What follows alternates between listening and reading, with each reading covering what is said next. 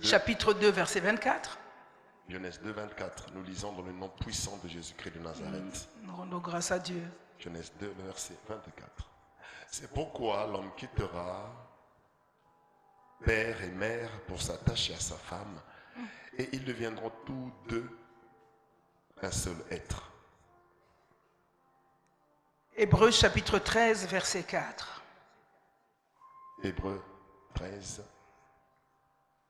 Nous allons lire tous ces passages. Ça me permettra de faire mon exhortation aisément, parce que vous aurez déjà les passages de référence à l'exhortation de la parole ce matin. Hébreux Chapitre 13, verset 4. 13, le verset 4. Yes. Au nom puissant de Jésus-Christ de Nazareth. Je lis au nom de Jésus. Hébreux 13, le verset 4. Que le mariage soit respecté par tous. Que le mariage soit respecté par tous. Que les époux soient fidèles l'un à l'autre. Car Dieu jugera les gens immoraux et ceux qui commettent l'adultère. Amen. Qu'est-ce qu'il y a en bas? Votre conduite envers votre prochain ne doit pas être déterminée par l'amour de l'argent. Contentez-vous de ce que vous avez, car Dieu a dit, je ne te laisserai pas, je ne t'abandonnerai pas. C'est pourquoi nous pouvons affirmer avec confiance, Yes. le Seigneur est celui qui vient À notre à secours. mon aide. Alléluia. Je n'aurai peur de rien que peuvent me faire les hommes. Parole du Seigneur. Rendons grâce à Dieu. Proverbes chapitre 18, verset 22. Proverbe 18. 3 versets en mémoire qui vous permettra de bien comprendre la fondation de ce qu'est notre engagement devant Dieu concernant le mariage. Proverbes chapitre 18, verset 22. Le livre de Proverbes. Chapitre 18, si quelqu'un trouve, peut lire dans l'Assemblée des Saints. 22. Yes. Très bien.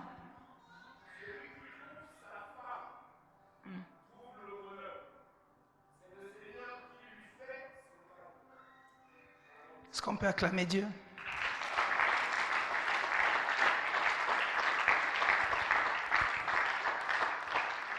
Merci pour la révélation, parce qu'effectivement, quand on trouve une femme, c'est un cadeau de Dieu. Amen.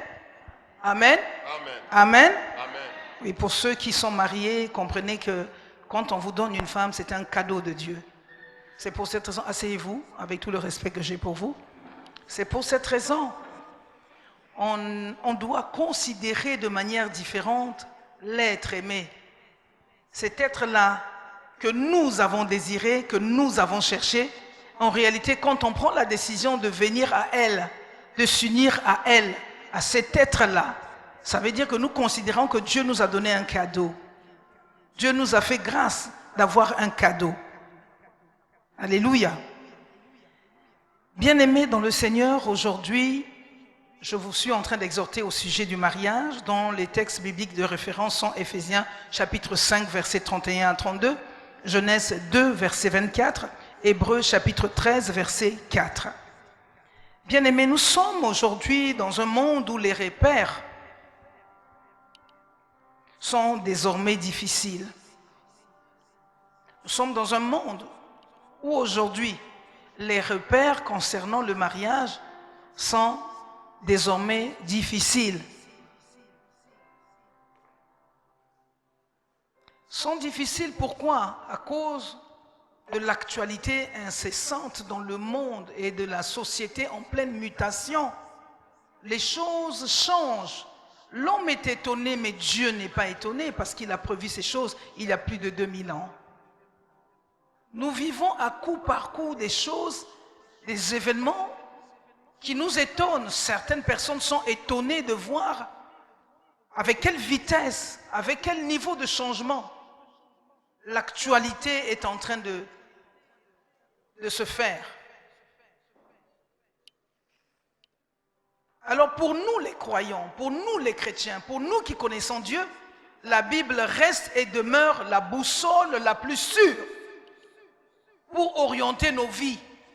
Donc la Bible demeure la boussole la plus sûre qui permettra à toutes les personnes qui connaissent le Seigneur de s'identifier, de se canaliser, de se fortifier, de s'attacher pour vivre une vie pleine de joie dans cette existence. La vie du couple est tout au long de la parole de Dieu, de l'histoire sainte présente. On parle de la parole de Dieu, mais on parle aussi de l'amour dans la parole de Dieu.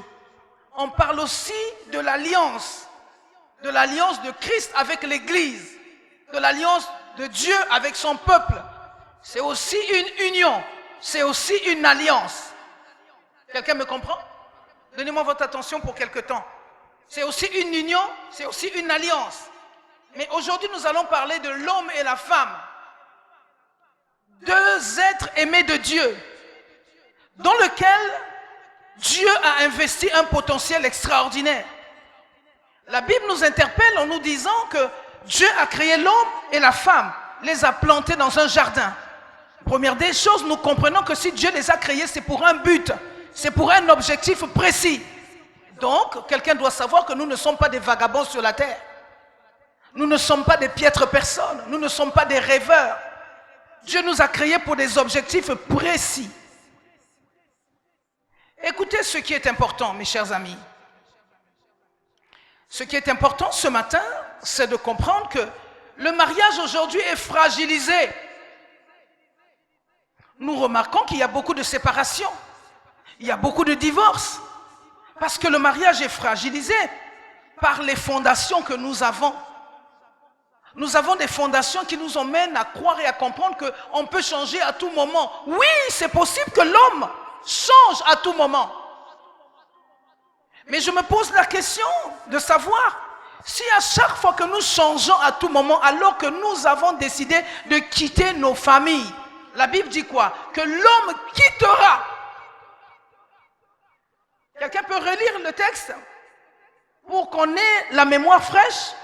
L'homme quittera. Donc le premier principe du mariage, c'est de quitter. Premier principe du mariage, dans la fondation spirituelle, quand Dieu nous a créés, il nous exige de quitter. C'est difficile pour nous les Africains de comprendre que nous devons apprendre à quitter. Donc l'homme quitte premièrement avant de se marier. La Bible dit qu'il doit quitter. Et j'aime le dire, et j'aime faire cette référence, parce que Dieu accorde une importance capitale à l'union. On ne peut pas s'unir à quelqu'un quand on est encore attaché à d'autres principes rudimentaires. On ne peut pas parler du mariage par principe si on ne peut pas quitter. Et nous, on n'arrive pas à comprendre qu'on doit se détacher pour aller faire union avec quelqu'un d'autre. On ne peut pas aller faire union avec les autres et avec la personne qu'on a choisie. Et nos parents ne nous laisseront pas quitter. Les personnes qui nous aiment pensent qu'en nous retenant, ils nous font du bien. Or, Dieu exige qu'avant d'aller te marier, tu dois quitter. Quelqu'un me dit Amen. Quelqu'un me dit Amen. Nous quittons parce que Dieu exige cela. Il exige que nous puissions quitter notre famille. Et on ne parle pas d'une seule famille, on parle de deux familles. Parce que l'homme naît de l'homme et de la femme. Donc il y a le côté maternel et le côté paternel. Dieu sait que si on s'attache au principe et à la fondation de notre famille, notre mariage ne peut pas avoir un succès. Quelqu'un me dit Amen? Quelqu'un me dit Amen? Vous pouvez lire, pasteur. Est-ce que tu comprends quelque chose ce matin? Yes. Je relis. Éphésiens 5, 31. C'est pourquoi l'homme quittera son père et sa mère et s'attachera à sa femme. Et C'est les deux... pourquoi l'homme quittera son père et sa mère. On ne peut jamais parler du mariage si le principe de quitter n'est pas au centre de notre pensée. Et avant de quitter, mes chers frères et sœurs, mes amis, vous savez qu'on a grandi dans un environnement. On a grandi dans une famille où on nous a inculqué des valeurs.